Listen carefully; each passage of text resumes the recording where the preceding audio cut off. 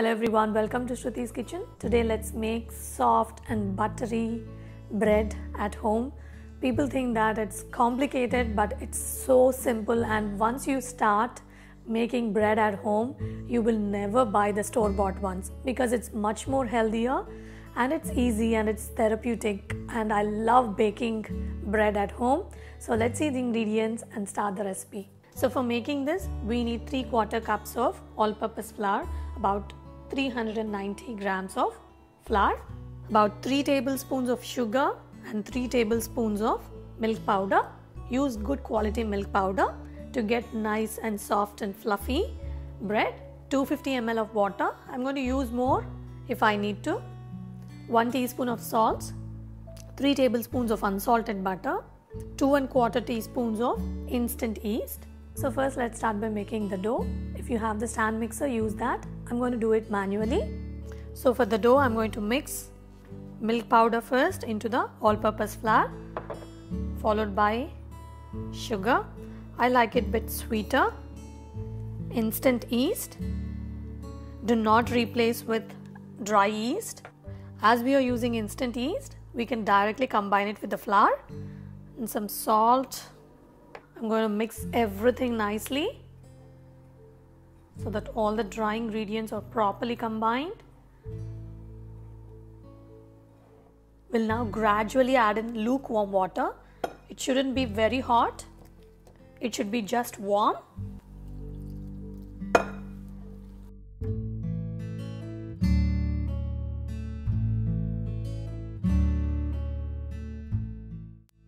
So now look at this, all the dry flour is incorporated with the water. It's a sticky mess right now. I'm going to clean my hands. We'll transfer this onto the work surface and knead it for 10 to 15 minutes. So I used 1.5 cups of water, and make sure that the work surface is absolutely clean. I'm going to stretch the dough and knead it for 10 to 15 minutes. I'm going to show you exactly how I do. And from time to time, keep scraping the hands and keep scraping the work surface. At the end, you will see that the dough is nice and soft. You can use your stand mixer to do this, but I prefer to knead it with hands. It feels very therapeutic and very relaxing for me. But this is going to be a good, nice workout. And the plastic scraper works great than the steel one because it's very flexible. With the heel of my hand, I'm going to just stretch the dough. When the dough is ready, it doesn't stick to your hands at all.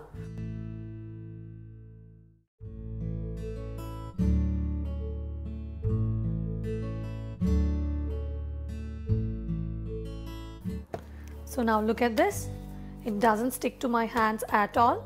At this point, I'm going to add the butter, which is at room temperature, and I'm going to knead it. Make sure the butter is at room temperature, otherwise it might not mix properly with the dough. I'm going to knead it for 2 more minutes after adding butter. If you're comfortable using both of your hands, that would be even better, but make sure your hands are absolutely clean.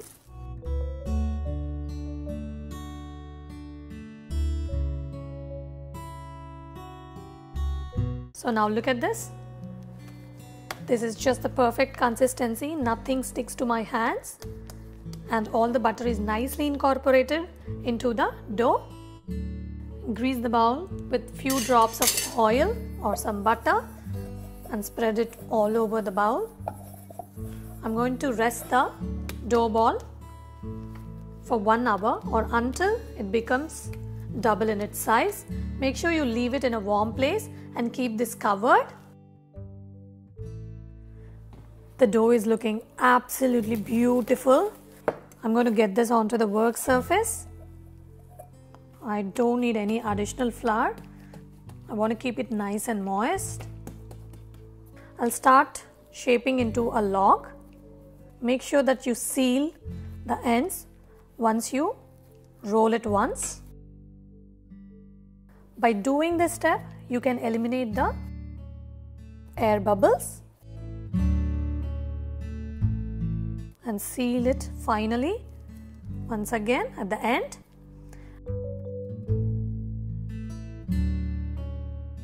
And this portion I'm going to tuck in like that and do the same thing on the other end as well.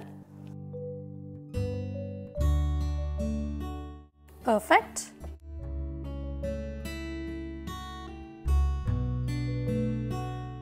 Today I'm using this 9-inch Pandame pan.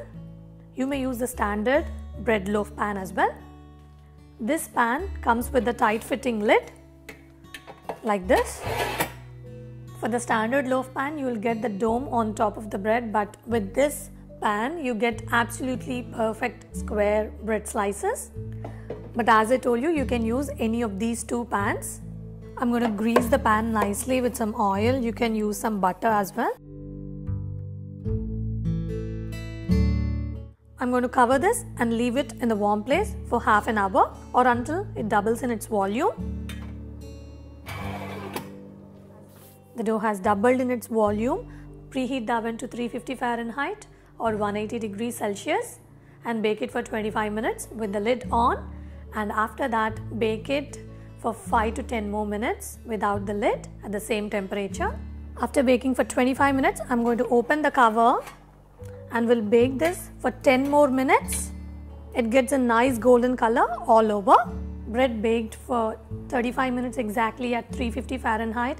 Look at this, it's nice and soft. I'm going to cool this completely on the wire rack and then we'll slice it. Let me slice. It is looking very soft. Check this out. Amazing. The bread loaf has come out awesome, so do try it and enjoy with your family. For more such yummy recipes, please hit on the like button and subscribe to Shruti's Kitchen. I'll be back soon with another great recipe. Till then, take care. Bye.